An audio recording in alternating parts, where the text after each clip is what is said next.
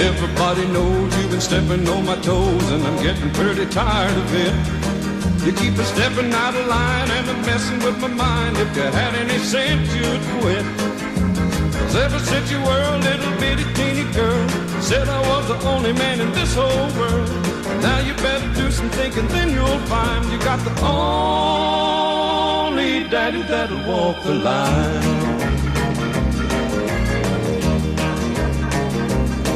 I keep a working every day, all you wanna do is play. I'm tired of staying out all night. I'm coming unglued from your funny little moods. Now honey, baby, that ain't right. 'Cause ever since you were a little bitty teeny girl, you said I was the only man in this whole world. Now you better do some thinking, then you'll find you got the only daddy that'll walk the line.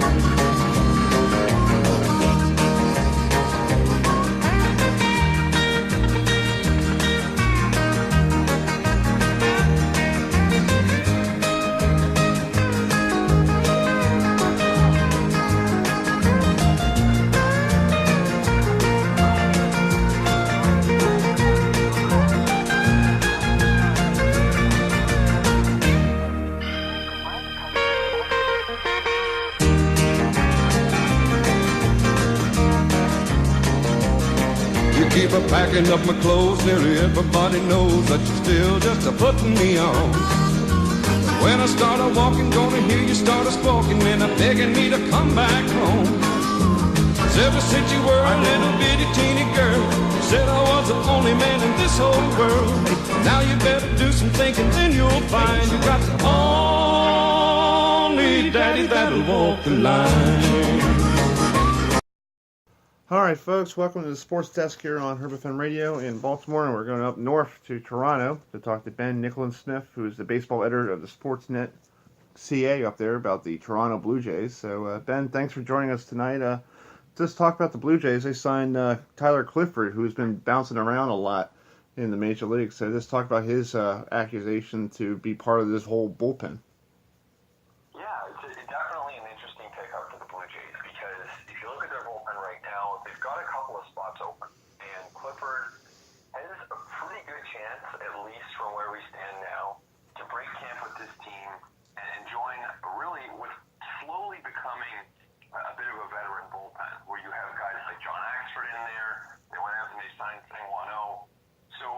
Someone who struggled last year, as you said, had his ups and downs, but he's had a lot of success with his changeup in the past, and he can still, even at this point in his career, he can still get a lot of swings and misses. Exactly. Well, you also picked this year. You picked up Granderson, who played really well with the Mets. Who I'm a big Met fan, and now he went out to LA, and now you have Granderson there. What's it like having his veteran leadership on the club?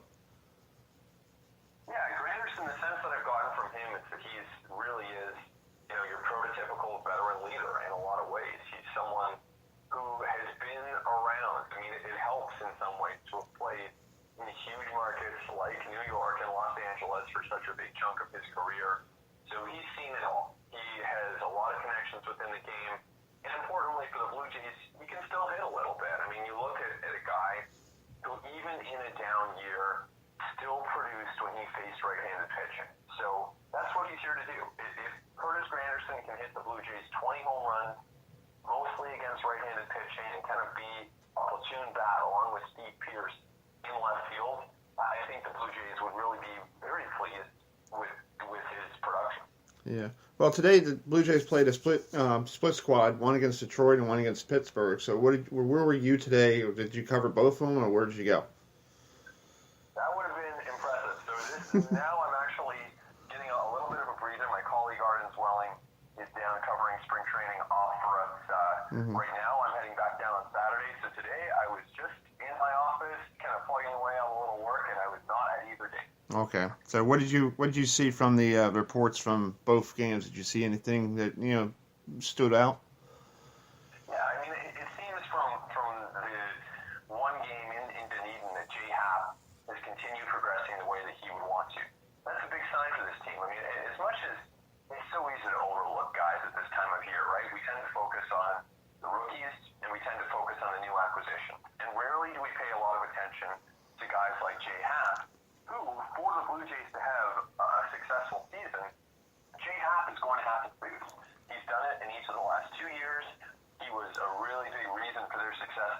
and now he's entering the third year of that contract.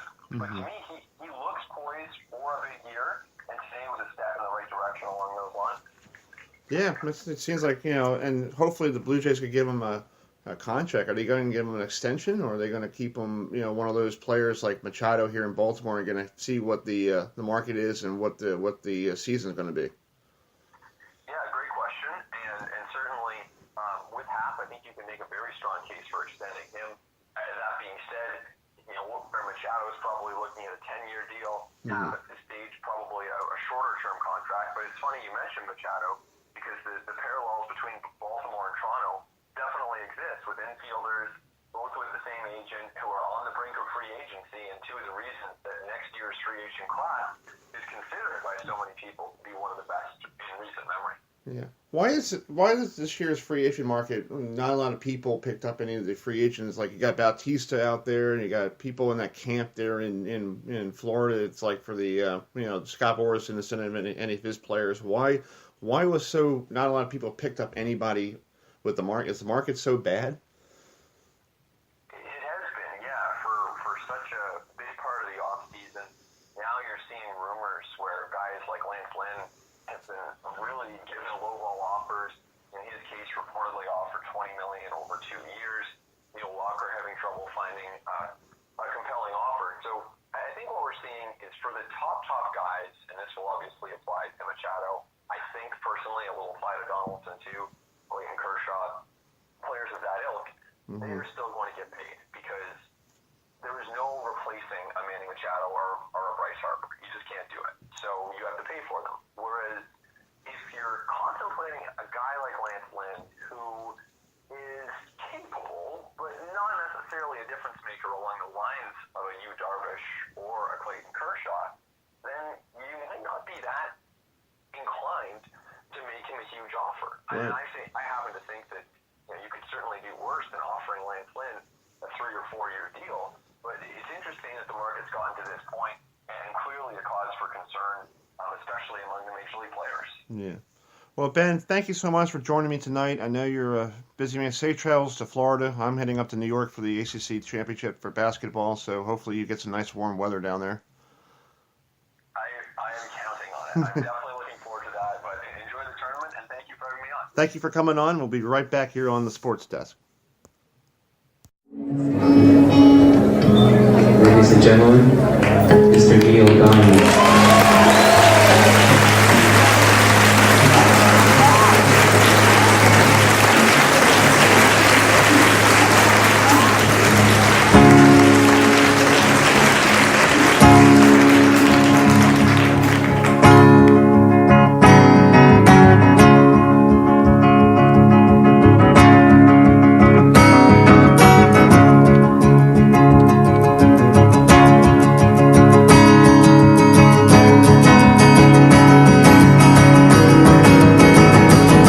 Thanks for tuning us in here on a Wednesday night, March 7th, for the Sports Desk. Let's give you the schedule. Mark Mason, the manager of the defending Atlantic League champion York Revolution, will be joining us at 6:45. And then Matt German, who writes for the Bays for SB Nation, who covers the Tampa Bay Rays, he'll join us at 7 o'clock. 7:10, Logan Levy, who is the editor of the Baltimore Beatdown. We'll talk NFL draft, see what the Ravens are going to be picking this year. At 7:20, we will hit to the Wayback File. We'll be joined by Pete McCormick, who, when I was a kid growing up in New York, I saw him bowl a perfect game on ABC television. So we're going to talk to him. He's now the Southwestern Regional Manager. And then my good friend Kelsey Nelson, who does some very good reporting down in the D.C. area. She'll be on at 7:30. And then Matt Ferguson, who is one of the head professionals at the Ferguson Golf Institute up in Churchville Golf. We'll talk to him at 7:45.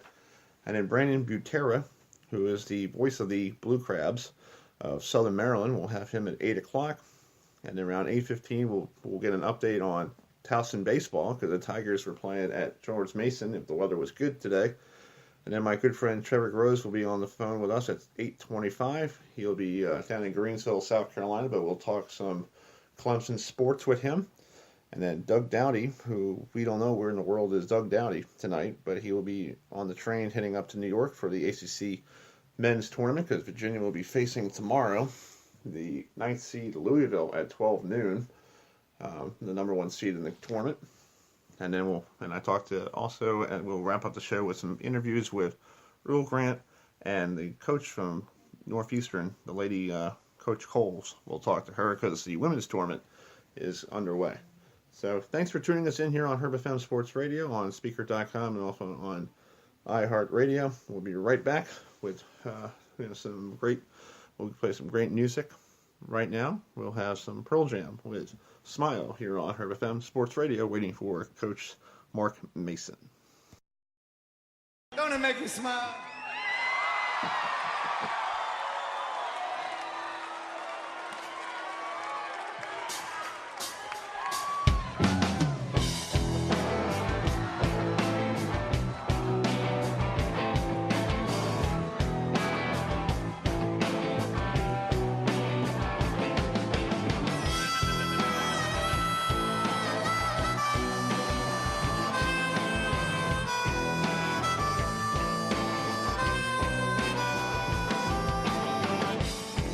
Don't it make you smile? Don't it make you smile? When the sun don't shine, don't it make you smile?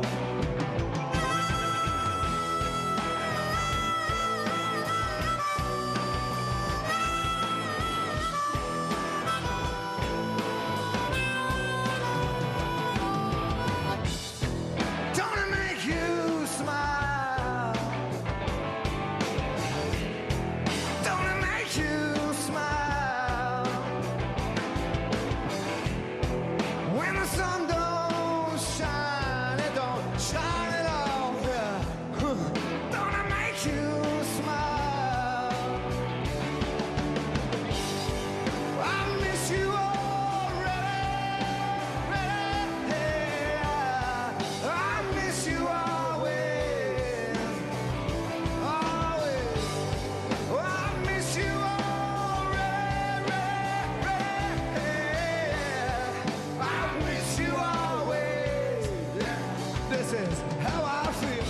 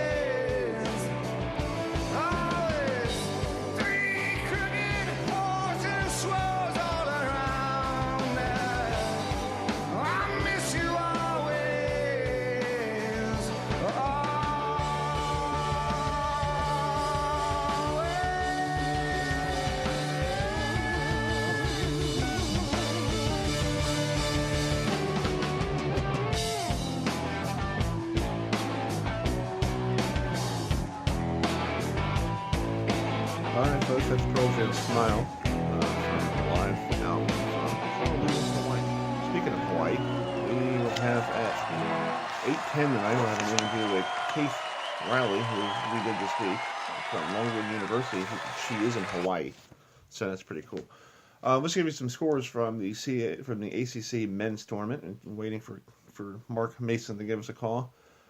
Tuesday night, Boston College beat Georgia Tech 87-77.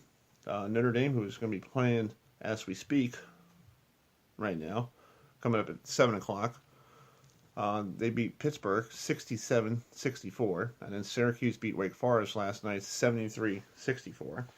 And this afternoon, Louisville beat Florida State 82-74. And also one final, Boston College beat NC State. So So here's we'll be right back here on the Sports Desk. Ladies and gentlemen, Mr. Neil Diamond.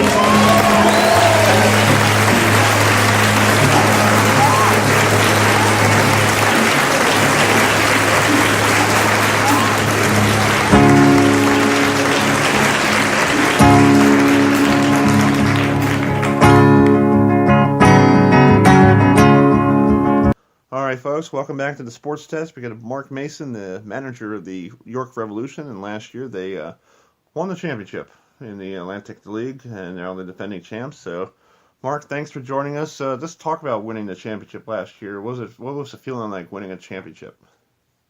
Well, thanks for having me. It was a tale of two halves, really. In our league, we play halves. And the first half, we struggled. Actually, I think we finished last in our division. And then we made some roster moves to start the second half, and we put a lot of good things together, and the guys played great, and we were able to get on a good roll and just stay on it all the way to the end. Yeah. Well, you've been there for 6 years, so just talk about your 6 years there in York. What'd you like being there? What's you like the crowds, or just talk about it. Well, yeah, this is my 6th year as the manager. This is my 9th year total, because the first 3 years I was a pitching coach when Andy Etchebarren was the manager there. But so this is my 9th year coming up, and the fans are great. The organization and the ownership treat everybody really well, and the ballpark is outstanding. I think probably the best ballpark in our league, and probably one of the best minor league parks in the country. So it's a win-win for us, and facilities are great. And when where we play our games in our league, the travel from York is probably as good as anywhere. So we really don't have too many long trips other than flying to Texas twice a year. Other than that, that's it. Yeah, this year in the Atlantic League, you guys have a team called the Road Warriors. They're like basically the team that's on the road all the time. So because one team left the league, right? That's correct. Yeah, Bridgeport left the league after last year, and I guess there'll be a relocation somewhere next year. But in the meantime, while they're getting that all pulled together, they had to have a travel team for this year. Yeah. Well, talk about your squad. Are you having the same people back from last year, or are you going to get some new people? Because people don't realize in this independent Atlantic League, you can pick anybody up whoever wants to play, right? That's correct. We bring them in from all over the world. Anybody that's a free agent is able to come in and play. And this year's roster so far, I have 27 players signed. We go to spring training on April 14th. Oh, wow. And of those 27 players, only 11 players are returning from last year's team. Oh, okay. So where do you guys have spring training? You guys go down to Florida? No, we do it in York. Oh, wow. So, we're in York it's only a 10-day spring Okay. training. So we play some exhibition games against some other teams in our league that are semi-close, 2 hours and less of a drive. So we play some exhibition games and a few days of workouts, and then after that you strap it on and get ready to go. Nice. So being in your 8th season there, just talk about what is your keys for your team? What do you like to see this year better from last year? Well, I think I would like to see us run a little bit more. We gave a lot of guys green lights last year, but we didn't do very well stealing bases, which is something that my teams usually do really well. So I'd like to see us steal a few more bases. I thought hitting-wise and pitching-wise we were fine. Fielding, we were near the top of the league. So, just a little bit better base running, I think, would probably be something that we'll work on this year. And we'll try to get these guys some more stolen bases. I try as a manager, and all managers are different, but I try to get my guys to showcase their talent. So whatever they do best, we try to let them showcase that every night to give them a chance to get signed by a major league organization, and where they can go back and try to get back in the big leagues again. Yeah. Well, talk about that. How does major league teams find your players? How do they find them? Did they just bring scouts to the game, or do they just call you up and say, "I need a pitcher. Do you have one?" or what? Well, it is a combination.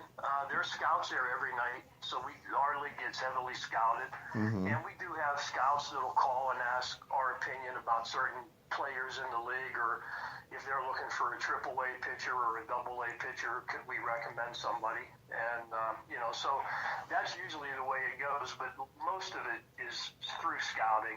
And Okay. then what happens if they want to sign one of our guys, they purchase their rights from the league, and, and then the guy just goes on his merry way to AA, AAA, wherever they're going to send him. And then as a manager, it's my job to go find another player to replace that guy. So your roster sometimes it's in a state of flux between guys getting signed.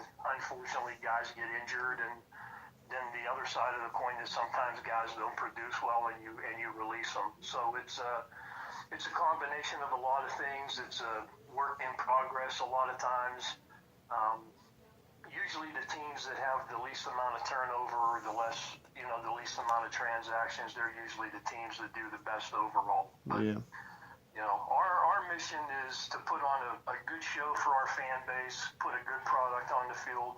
We want to get our players signed. That's the whole mission of these guys being there, is to get them signed, get them back with a major league organization, and in the meantime, win as many games as we can, championships, make the playoffs, and if you can do that, then everybody's happy, and it's a good year. Yeah, so in the Atlantic League, you guys the first half and the second half. So you have the first half, and that's ends what, before July in the first half, or how that works?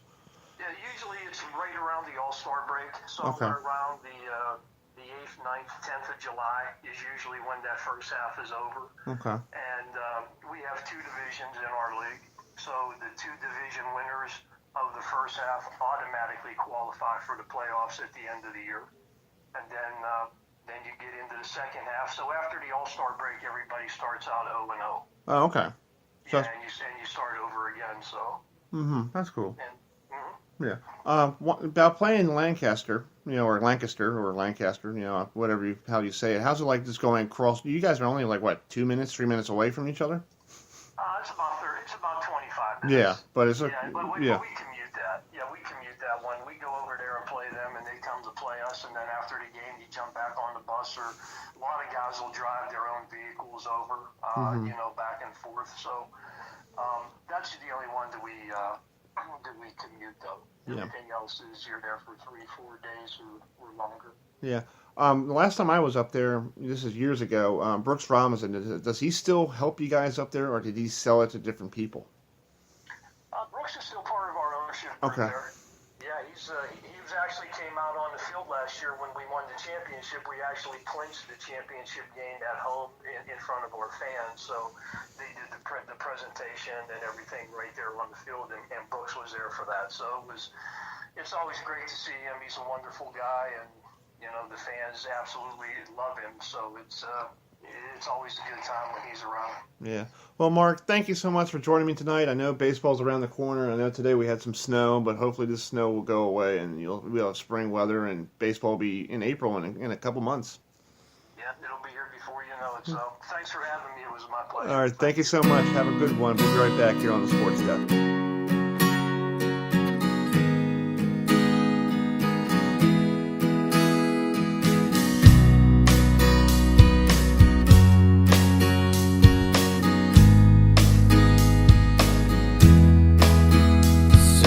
Dark, so cold, lying in an alley, escaping reality. He just can't find how to ease his pain. There's a gun and a bottle. All right, folks, thanks for tuning us in here on the Sports Desk. 30 minutes from now on our friends at the Lacrosse Talk Radio, my friend Jared Welsh will be broadcasting York College Lacrosse taking on Gettysburg, a midweek showdown. So if you want to go on that website and go on that server to listen to that right there, it's lacrossetalkradio.com, and tell them that Chris Heidel sent you. So thank you very much for joining us tonight. Let's give you some scores. We just talked about the ACC tournament. So the ACC will have tomorrow at 12 noon, number 1 Virginia take on number 9 Louisville. And then at the 4th seed, Clemson will take on Boston College, who won 2 straight games after opening up yesterday here on March 6th. And then Duke will be playing the winner of Notre Dame and Virginia Tech tomorrow at 7 o'clock on ESPN. And then at 9 o'clock, approximately at 9 o'clock, number 3 Miami will play host to the winner of Syracuse and North Carolina. So Herb FM Sports Radio will be heading up the road this weekend for the ACC men's tournament. We'll be there Friday for the semifinal and Saturday for the championship game. Myself and Matt Trecanelli will be joining us. So we'll have some great photographs from the court. So let's give you some scores, other scores in the area. So this is a great. Let's give you some scores in college basketball right now. Top 25, that's tonight, with Syracuse and North Carolina. Let's see who else is. They don't have any other people. Let's go to the Major League Baseball today. Some spring training action. The Orioles beat the Rays. We'll talk to the Rays SB Nation writer Matt German, who writes for Rays Bay at SB Nation. They beat the Rays 7-2. The Twins over the Red Sox 8-1. We just got done talking to Ben Nicholson Smith from Sportsnet CA. The Blue Jays beat the Tigers 6-5, and they also beat the Pirates 13-4. The Mets lost to the Yankees 11-4, and Phillies beat the Red Sox 2-1, and the Astros lost to the Marlins 7-6. And then right now, slugfest out there in the desert. The White Sox won by a score of 14-12, won by a safety. And the Brewers 10, Royals 6, and the Padres and Giants, they just decided to play for a 4-4 tie. Dodgers and Angels. Dodgers won the Battle of the Freeway Series in the spring training, 4-2. Rockies 5, Rangers 4, and then coming up at 8 o'clock is Indians Cubs. And then at 8:40, Mariners at Athletics. That's the Cactus League schedule there. So, folks, if you want to listen to us anytime, you can listen to us on iHeartRadio. That's where we are, iHeartRadio. We just got done with Mark Mason, the manager of the York Revolution. So we're going to get ready to call Matt here. We'll be right back here on the Sports Desk. Thanks for tuning us in. Tell your friends all about us on Wednesday night here on Herb FM Sports Radio. This is your place for sports in the ACC, the CAA, and all other sports that we cover here on Speaker.com. So we'll be right back here on the Sports Desk.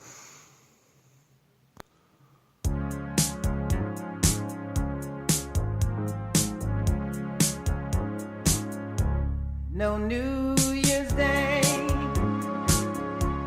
to celebrate, no chocolate covered candy hearts to give away, no first of spring, no song to sing.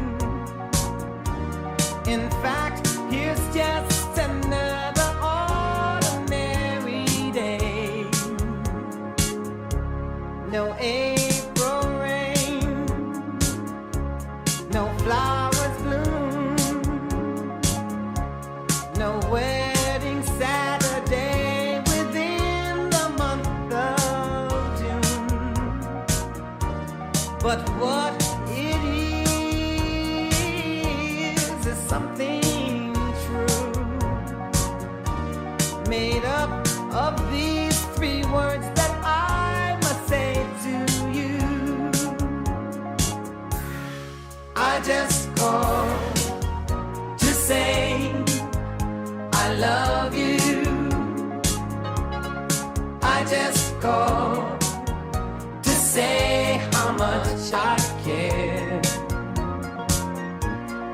I just called to say I love you, and I mean it from right, folks, a little Stevie Wonder right there for a Wednesday night. But we have Matt Jermaine, who writes for the Rays on SB Nation, on the phone with us, talking Rays baseball. Can't call them Devil Rays anymore. So, Matt, thanks for joining us. So, just talk about. I was reading your story online today about Mike Dukakis. Why is nobody picking up this guy? That's a good question. I'm guessing that a lot of people have viable options in the house right now, and they're just not willing to go to the means that he's looking for to kind of bring him in. If they had a desperate need, an injury, something like that, I'm sure the door would open up for him. But I thought for the Rays, it was an opportunity to kind of look at possibly bringing him in for 1 year and seeing what kind of value they would get out of him for this season, and also in that possible trade value halfway through the year. Yeah, Scott Boras' agents were not ruling out he might sit out for a whole year. Why do you want to sit out for a whole year? Because next year, you're not going to get the. I think you want to play. To pick up get a year contract and then work on it. Yeah, the joke going around for us was whether or not Scott was going to pay him for the year, and whether or not it actually brings into question whether or not he's healthy. And a lot of times, it's the team that let him go. Like the Royals are as far as I know, I haven't heard whether or not they've made a firm offer to him, but they haven't been very aggressive in bringing him back. So if they're not willing to go there, and they know him better than anyone, then it makes it hard for anybody else to invest that kind of money that Scott looks for normally. Yeah. Well, talk about the Rays. Rays traded Ganola. What's the name? The third baseman you guys had. I have a brain freeze to San Francisco, and they're all counting the Rays out. What does the Rays have to do to keep everybody realizing they could be a contender in the AL East? But you still have the Yankees and the Red Sox, and I know the Orioles are struggling, but the Orioles, they're having their issues of whoever they want to get on the pitching staff, and the Blue Jays. They got so many people in the bullpen, so I guess you could call the Blue Jays for bullpen help. Yeah, it's sort of like what baseball really is, right? It's there's always question marks. And that's what keeps us watching and interested. Is you never really know how things are going to turn out. With the Rays, I would say that the rotation is their strength.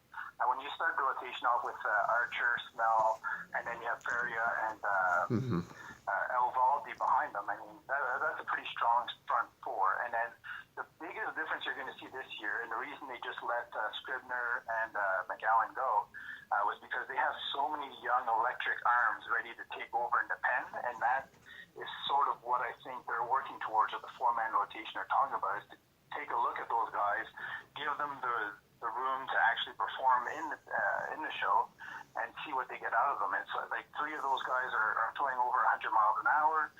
You've got some of the best sliders in the system there, so the pen could actually turn out to be the big difference maker this year compared to last year. Because for the first half of 2017, the pen was one of the sore spots, I guess, for the season. Yeah. Well, today the Rays played the Orioles, down there in Port Charlotte, and I know you're probably not. Are you down there covering it, or are you up in Canada? No, I'm up in Canada right now. Okay. I'm working on getting down there towards the end to kind of see where everybody's at before they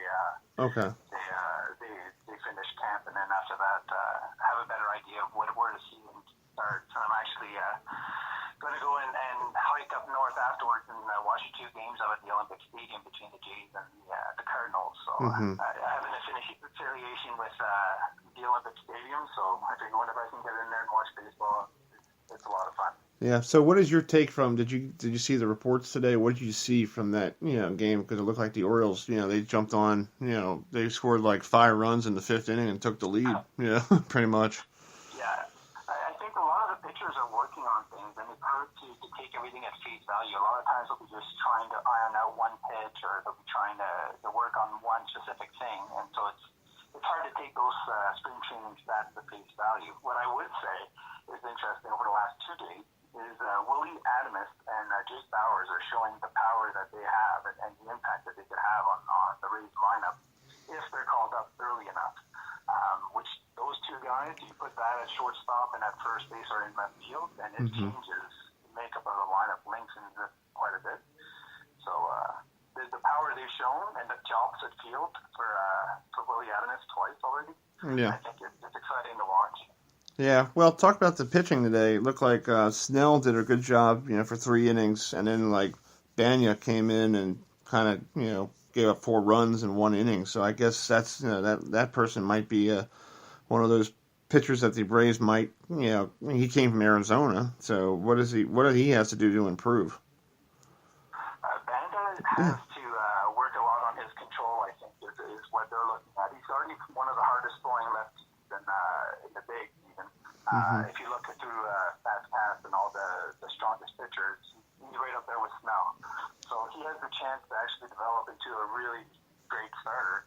He just needs a bit more time. He'll get that in AAA so far. I think the plan is to do that. Send him down with Chirinos, Yarbrough, which is another lefty that's a strong option for the rotation down the road. And I think the AAA depth is still there. Even with the 2 guys they had go down with Tommy John today, they had the news on Bill Leone going down, and they already had Honeywell go down. So now they're going to have a lot more of their depth tested, but they're still fairly strong overall when it comes to the pitching side of things. Yeah.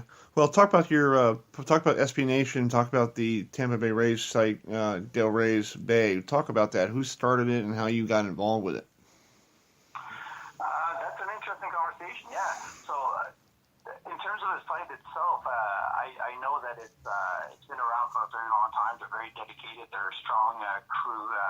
If anything, it's just great to be part of the team to talk baseball and get some of the best knowledgeable guys to kind of ping stuff off of them before you put it on paper. So Danny Russell, the guy who heads it right now, T-Race Bay itself, and we've got a lot of strong writers that I think we started joking that a lot of them are being poached by other organizations and media outlets. So I personally got involved with it originally because I've been with Fanside covering the Jays for a while, actually. And Okay. I'm in the military, so I went down my wings with the Air Force, and I couldn't keep up with the demands of it. So when I came back, the position was taken by one of my good friends, and so I started looking at options, and eventually got recruited by G-Rays Bay after writing about the Rays on Fansided for a while. So it's been a lot of fun over the last 3 years covering the team, and I think I've kind of grown, being an Expos fan when they existed, I've grown an affinity for the underdogs. So this is right down my alley. I'm used to it. I'm robust when it comes to the ups and downs and the roller coaster ride that you can go through. I mean, my team traded Pedro Martinez, so you can understand the pain there anyway. Yeah. So when I see Evan Longoria get traded and the pain that they have to go through for that, I understand it. Next year, the Rays are going to have up to $50 million available to spend as they want. Yeah. Kevin Kiermaier and Chris Archer are going to combine for $15 million next year. Oh, wow. And those will be the 2 highest paid players on the team. Oh, jeez. So, that's good money there. they're putting themselves in a great position to kind of jump in there and surround the young core coming up. The other thing I'd point out is 12 of the 13 best prospects that aren't having Tommy John this year are hitters. And that's a first for the Rays that I can remember. Yeah. So they're going to have a really talented lineup coming up. Yeah, well, one more question to ask you about. You're a former Expo fan. Do you think Montreal will ever get a team back? I'm absolutely convinced they will. Okay. I've actually started a site called exposreloaded.ca. Okay. That's really dedicated to that aspect of it. And the ownership group that they have ready and willing and already, briefed through the commissioner includes Steven Bronfman, who is the son of the guy who brought the Expos, Charles Bronfman, to Montreal way back when, and the Prime Minister in Canada at the time was Pierre Trudeau, who happens to be the father of the current Prime Minister. So all the conditions are there. They have the money. They also have the owner of Circus LA willing to jump in there with them. So there's a lot of committed money and already plans made for them to jump aboard. Yeah. And if MLB decides that the Rays in the 80s are good to go, then in terms of stadium, which is the one precondition, then I think the expansion will go ahead. And I can't see why they wouldn't go to Montreal. Yeah. The day that it's announced, they could actually play the game that year in the Big O until they build a new stadium and Right. tap into an audience that already loves the game. Exactly. Well, Matt, thanks for joining me tonight, and good luck, and I hope to talk to you more throughout the year. Yeah, I'm ready and willing. All right. Thanks a lot for having me on. Right back here on the Sports. Ladies and gentlemen, Mr. Neil Diamond.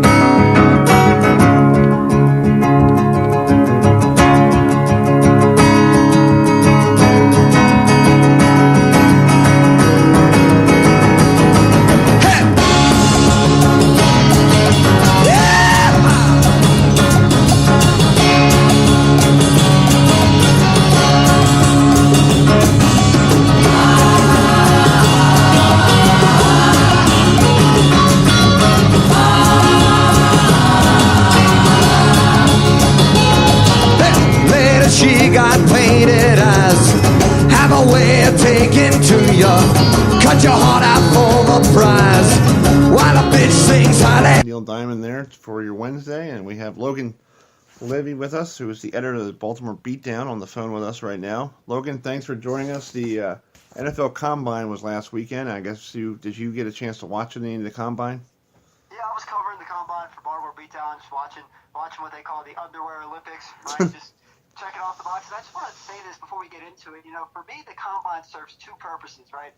The first purpose should be to confirm tape, confirm film. You know, like if you see something, you think a guy looks fast on tape, you want to confirm that the combine with his 40-time, 3-cone drill, etc. But the second thing it serves as is, okay, let's look back. Like if someone flashes at the combine and blows up, it's like, okay, we want to look back at the film and see maybe we missed something, or it's he did really good or he did really bad at the combine in the case of Orlando Brown. Let's go back to the tape and look at it. Yeah. Well, you covered for the Baltimore Beatdown. You were probably watching the Ravens, and according to what I saw today on the mock draft, they're talking about Calvin Ridley from Alabama at the 16th pick. Is that going to be is he going to be there at the 16th pick? So Ridley's interesting, you know, because I'm one of the people who are not that high on Ridley. I think that Ridley has a lot of problems that a lot of people are adoring. But this wide receiver class as a whole, it's very deep. But the problem is it's a lot of day two intriguing prospects, but not a lot of top tier quality like we saw last year. So I think Ridley could be there. I think that his draft stock's definitely sliding as a result of the combine because he didn't do so well in either the vertical or broad jumps. And Ridley actually made a statement today saying, "Who cares how high or whatever I can jump, I can play football." You know, he said something like that. So Right. definitely interesting. I think he could be there. I just question if that's the right pick because on most big boards, he's not even in the top 20, you know, and on my big board, he's not on the top 20. Jeez. Well, what about Lamar Jackson? Because I've seen him. We covered the ACC, and I got a chance to talk to him twice, you know, in person, and he's a good kid. You know, I think he's a good quarterback. But do you think he's going to get a fair shot in the NFL? Because I know they want to use him as a wide receiver. So that's kind of weird to me because there's all these different reports. Ian Rappaport, Adam Schefter, all these guys are reporting kind of different things. But what I think Lamar Jackson did at the combine was awesome. He went onto the podium and he said, "Listen, if you want to play wide receiver, I'll play against you."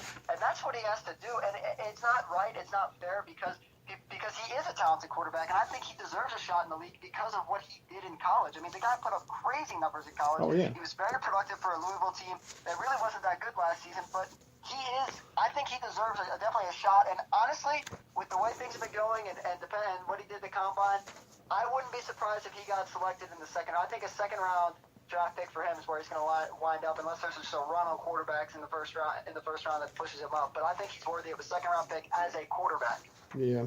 Well, what about these quarterbacks? Because, you know, the Giants are at 2 and the Browns have the first pick and the fourth pick. What will the Browns have to do? Because the Browns seem like they pick up a quarterback every year, and that guy is out of the league after, you know, half a season, or, you know, they send him shipping or something. Like, what does the Browns have to do to make this turn this whole thing around, you know, this losing streak?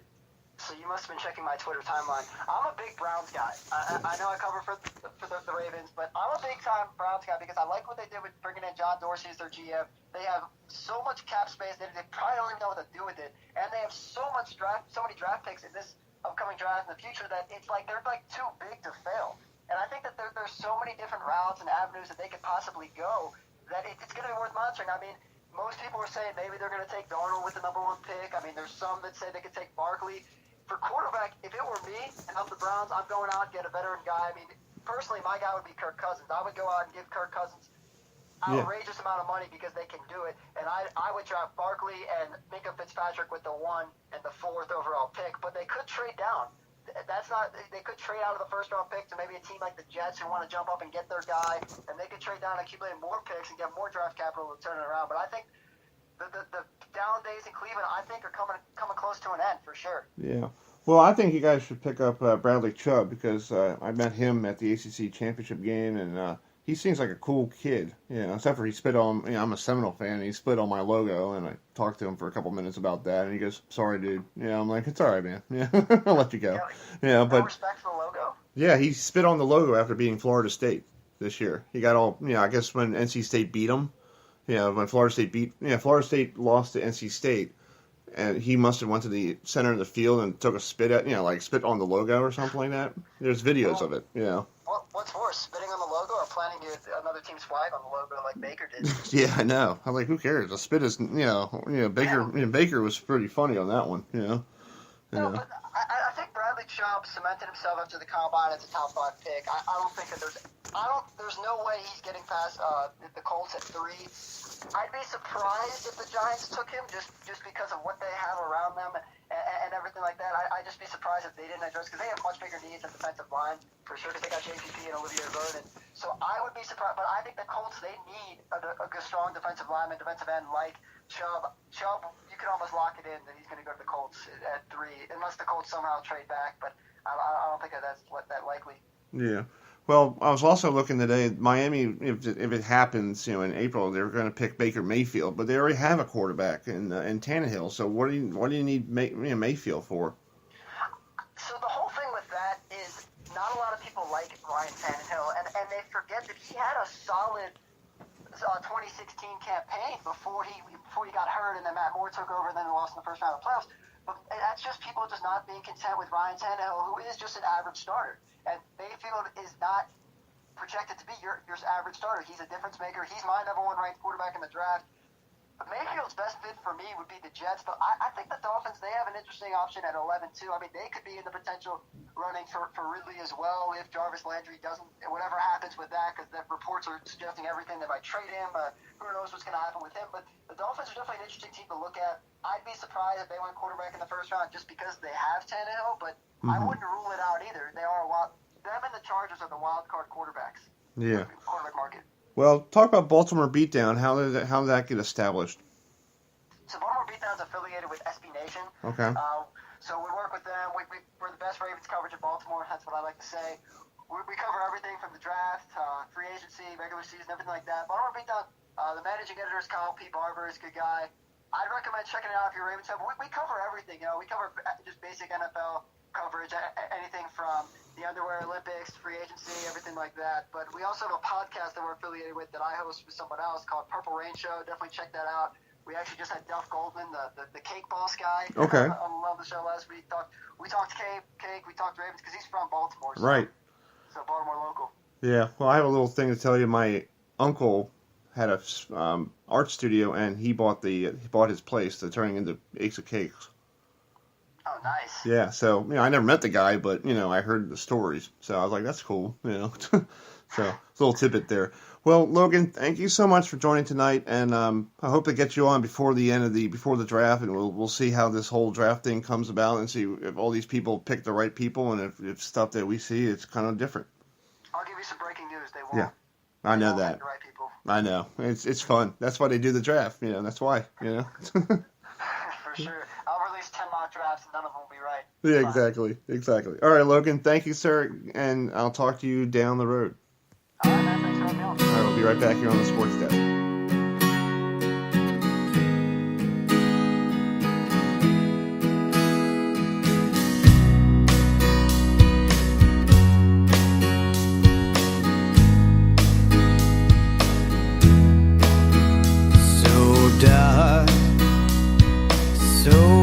cold, lying in an alley, escaping reality.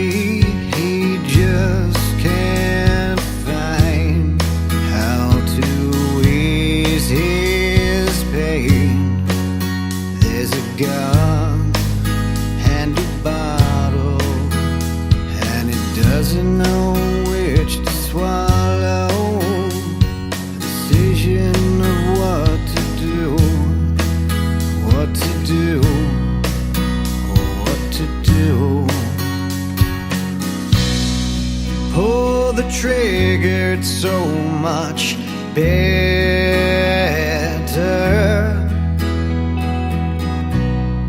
Pull the trigger, it's so much easier.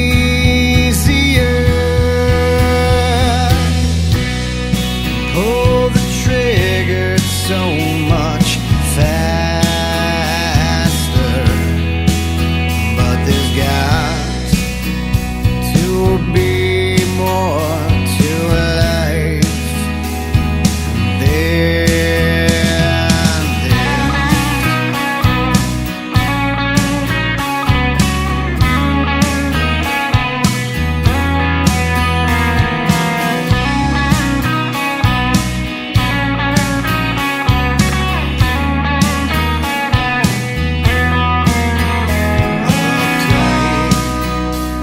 still cold, thinking family, they won't escape reality. A million days won't ever ease their pain. Now it's caught in the middle, unsure of the road to follow. A decision of what to do, what to do. Oh, he knows you. Pull the trigger so much All right, folks. better. Us in here on the sports desk, and we're going to go to the Wayback Files because I'm a kid who grew up watching bowling a lot on Saturday afternoons, and I remember this gentleman bowling a perfect game in 1987 at the Greater Los Angeles Open. Pete McCormick will be on the phone with us. Pete, thanks for joining us. Talk about that day. I know it's been years later, but you still get a chance to watch that, and you still say, "Wow, I just made a lot of money." Well, I do remember that day. I mean, it's definitely a day that meant my whole career. I mean, that's the day that people really got to know me, I guess. As far as watching it, I really haven't watched it that many times for some reason. I was there, so I don't have to watch it. But I probably have watched it maybe 15, 20 times over the 30 years now. Wow. Wow, jeez. Yeah, I'm old. Yeah, I'm 37. I just turned 37 yesterday, so I'm old. No. Let me talk to you about being old. I know. Go ahead. I know. So, you had a good career in bowling on TV, but it seems like you couldn't win the titles. So what was the problem? I know you won 2 of them in 1988, but what was the issue? You made it to TV shows, but you didn't, somehow. Yeah, what happened? It was weird. Whenever I'm bowling, back in those days, we bowled in front of packed houses in the bowling centers. There was always big crowds, and it never bothered me bowling in front of a bunch of people. But for some reason, whenever that red light came on, I got nervous, and I don't know, I can't explain it. I think for a large part of my career, whenever I did make TV, I think I've got like 30 top 5 finishes or something like that. I was always trying to figure out a way not to be nervous, and after a while, I just figured that I wasn't going to be able to stop being nervous, so I kind of just learned how to bowl nervous. And after that, I did get better on TV. I don't think I was ever really good on TV or anything, but at least I had some success on TV, and my TV record got a lot better. But instead of just accepting the fact I was being nervous, I always tried to figure out a way not to be nervous instead of figuring out a way to bowl nervous. Yeah. Well, now you're working for the PBA. You're just Southwestern Regional Manager. So talk about being the boss. What was it like being the big guy? For the region. The great thing about my job is I get to watch still a lot of the great players. You know, the young guys, man, they are so good. It's just unbelievable. And being in the position with the PBA that I am, I do get to keep up with all the young guys and their games and how the game has transgressed over the years. And it's just been a real thrill to me to be able to stay in bowling in this way. I do miss bowling. I wish I did get to bowl a little bit more competitively, but it's okay. You got to take the pluses and the minuses. Yeah. Well, I talked to Norm Duke a couple weeks ago, and he said about the new kids, with the two-handed bowlers and all that stuff. Is that pretty interesting for this sport? Because you're a one-handed bowler, and now you got people bowling with two hands. It's like, okay, it's weird, right? It is weird in a way. I mean, the first time we saw the two-handed players, we were all amazed at them, and to me, it's probably a large part of the future. I'm trying to help out some of the high school kids in my area, and it's amazing to me how many of them do throw with two hands and how good they can do it. So it's just part of the game right now, the way it is. And I think if I had a chance to start over or have young kids come to me, I couldn't dissuade them from throwing with two hands because, man, it's impressive what they can do with a bowling ball. Yeah. So you told me on the email you're still bowling in league. So how's your league average? Is it pretty good? This year is probably the lowest it's been since I was in junior leagues or something. I don't know if it's just a lack of practice time and things like that. I do enjoy bowling the league. I bowl with my two sons and a good friend of mine. So that part of it's good. As far as the quality of my bowling, it's without practicing and just bowling once a week, I guess, and getting older, unfortunately. Mm-hmm. I'm still averaging probably just under 220 maybe. So, but that's on the house shots, and that's not really a great average anymore like it was back in the day. Yeah. Well, Pete, thank you for joining me tonight. I know you're a busy guy. You have league and you got other stuff. And thanks for taking some time and talking to us. And it was great to talk to you because I grew up watching you on TV and seeing that perfect game. I still always remember that when I was a kid, watching it in front of the television. So. Well, thanks, Chris, for inviting me on. It's been great to relive that moment again and for people to at least hear of me again. Yeah. So thank you for that. All right, folks, we'll be right back here on the Sports Desk.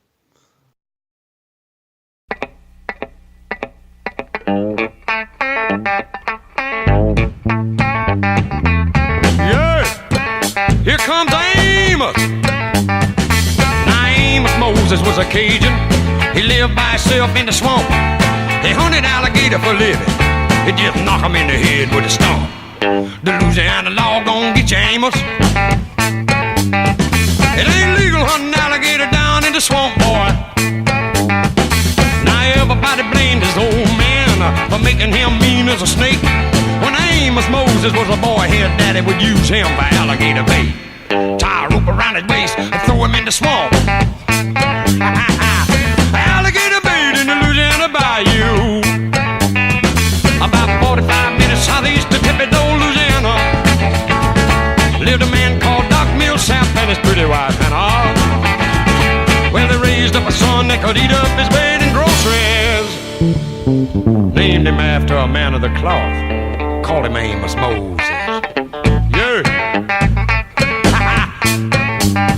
Now all the folks around South Louisiana said Amos was a hell of a man. He could trap the biggest, the meanest alligator and just use one hand. That's all he got left, called alligator bit it. Left arm gone clean up to the elbow.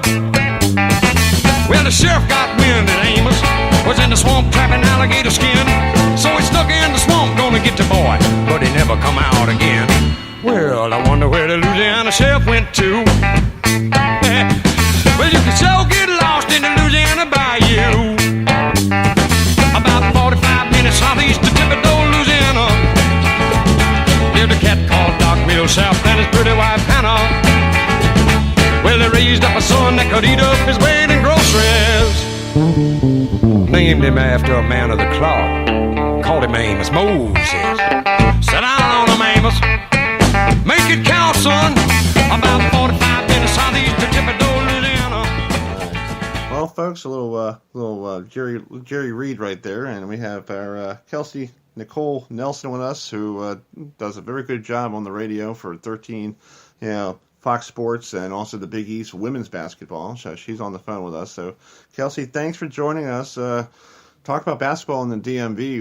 Not a lot of teams may not be going dancing this year. Oh my gosh, it's been so tough here in the DMV for basketball fans. Of course, the Maryland men, it just hasn't been their season. It's basically their worst season since I was a senior at the University of Maryland, and that was their 2013-2014 season. I mean, it's even gotten to the point their last home game, I mean, they got booed off the court when they were going into the half. So obviously that was bad. And then, of course, if people have been following them, they saw their second-round loss to Wisconsin in the Big Ten tournament. So at this point, Maryland men's basketball, I'm pretty sure fans here don't even want to talk about it. Because anybody saw that game, that inbound pass, and how it got stolen, and they had a chance maybe to at least tie the game and go to overtime. Unfortunately, the pass didn't work out. And, of course, the men, it doesn't look like any dancing will be happening. But luckily on the women's side, I mean, women's basketball at Maryland, of course, has been strong for a very, very long time. But surprisingly, this year, of course, them being in the Big Ten, it probably was their first year that they kind of didn't have those easy wins in the Big Ten. Of course, I mean, they were 25-7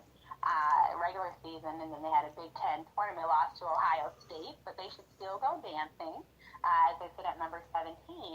And then on Georgetown side, of course, the men who are playing tonight against St. John's. So hopefully that is a win for them.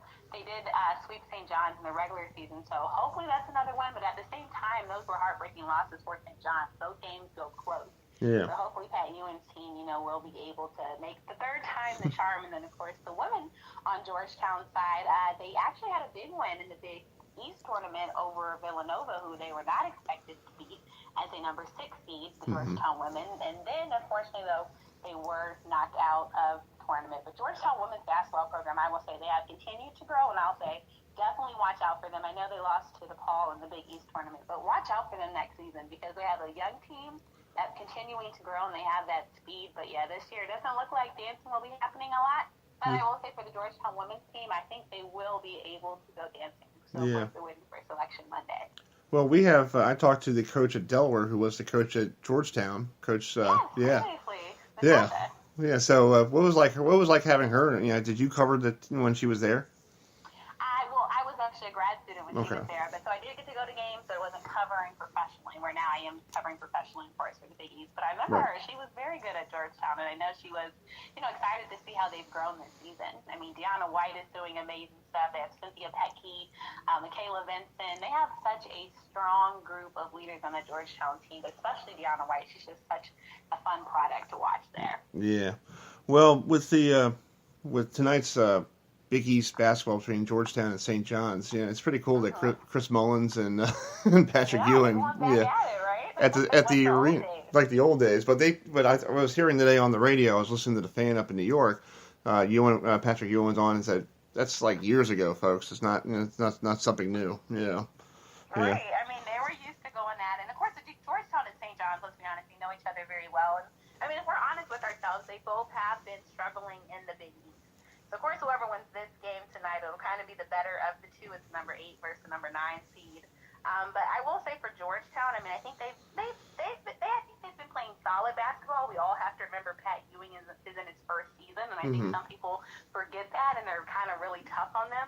But at the same time, the last time that Georgetown met St. John's, they've kind of been on the downfall. They're 2-8 since they last met them. Yeah. And, of course, their only other 2 wins in that time span were over Butler and Seton Hall. So Georgetown, I mean, they have Jesse Govan is such a strong presence. I mean, you have Mark Derrickson, Javon Blair. They have a good team, but it just seems like for some reason they're not able to click on all cylinders. They're having trouble defending that perimeter shot in the paint. I think they could be more consistent. But I think they're still a young team and they're still growing. But, I don't expect much from them, unfortunately, of course, in the Big East tournament. Yeah.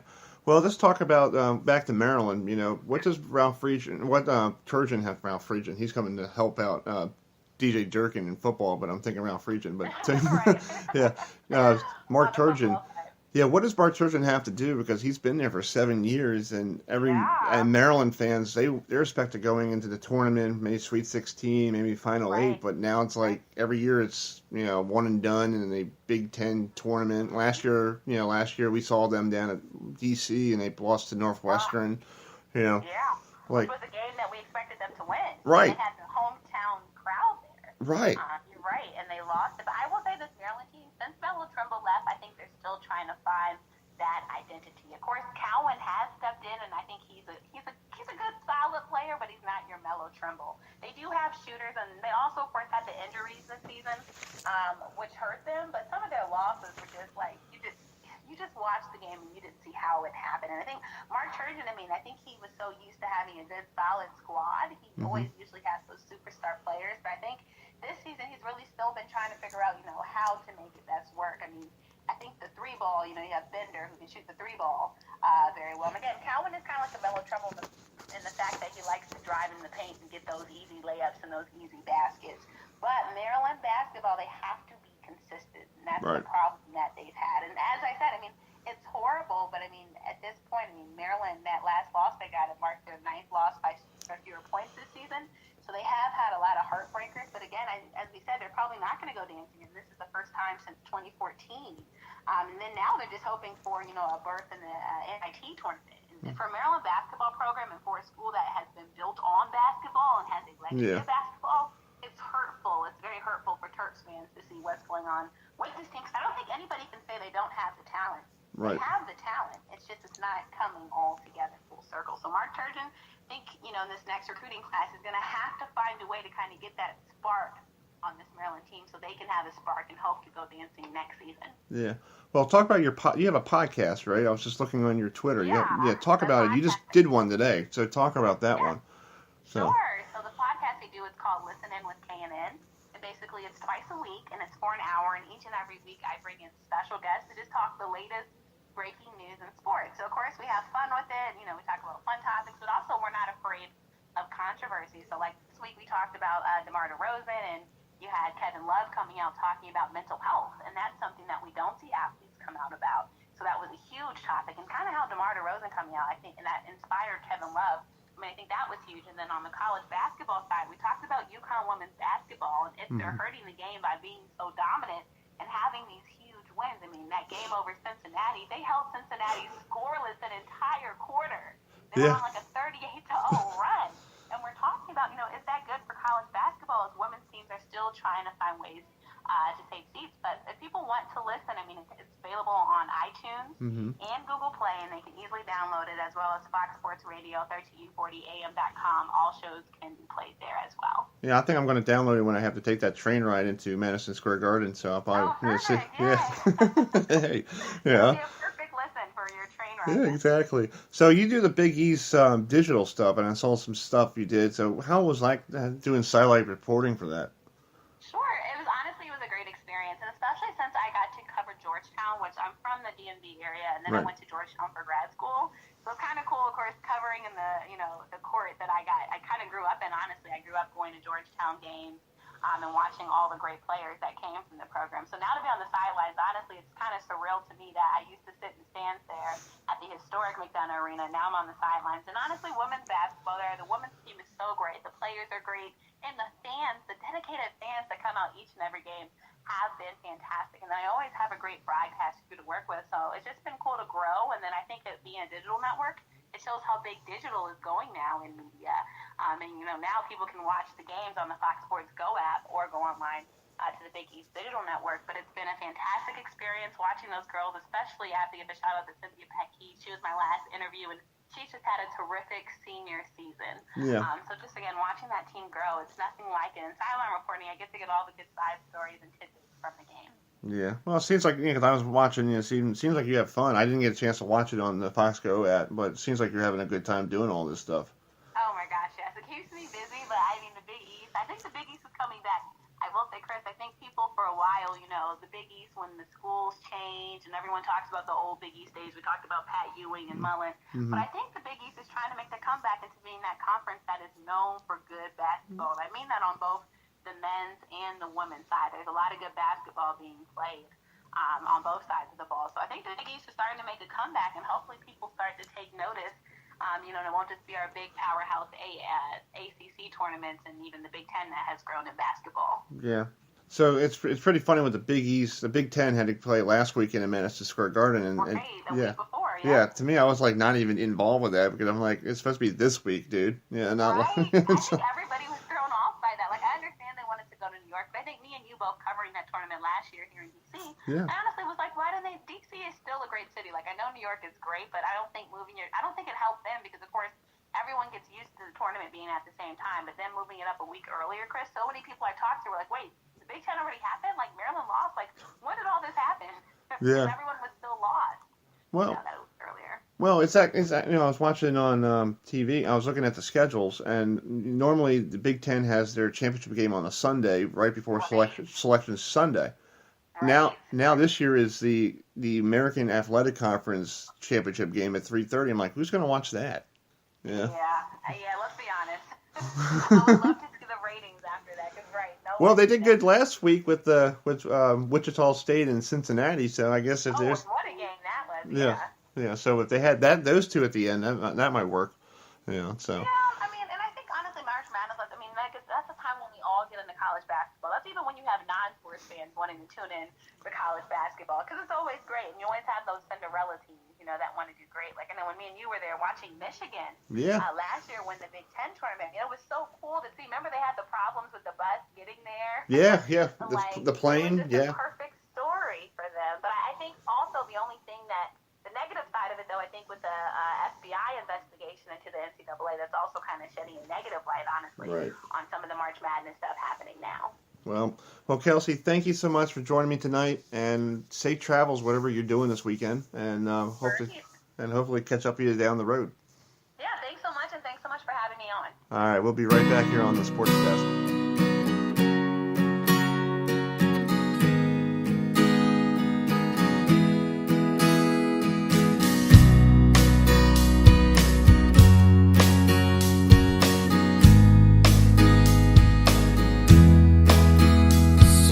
dark.